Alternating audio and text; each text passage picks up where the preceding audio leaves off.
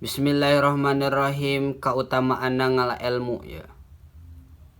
Qala parantos ngadauh saha an-nabiyyu Kanjeng Nabi sallallahu alaihi wasallam li Ibni Mas'udin ka Sayyidina Mas'ud radhiyallahu anhu, radhiya muga ngaridwan saallahu Gusti Allah anhu ka Ibnu Mas'ud.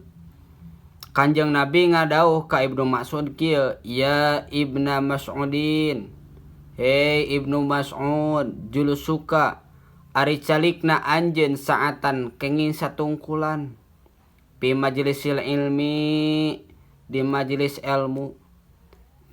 Ngadauhna Kanjeng Nabi ka Ibnu Mas'ud kieu, hei Ibnu Mas'ud, calikna anjeun di majelis ilmu kenging satungkulan, latamanu barina teh nyekel anjeun kalaman kana pulpen, wala taktubu jeung teu nuliskeun harpan kana sahurup.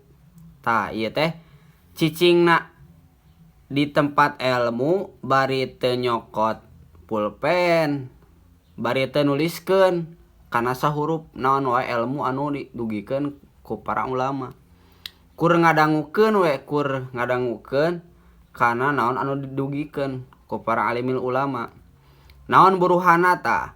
Khairun eta langkung sae laka pikeun anjeun min itki alpi raqabatin tinimang ngaberdekakeun 1000 abid. Tah anjeun calik di tempat ilmu bari teu nyanak pulpen, teu nuliskeun naon wae anu didugikeun ku para alimil ulama, eta teh langkung sae daripada ngamerdekakeun 1000 abid.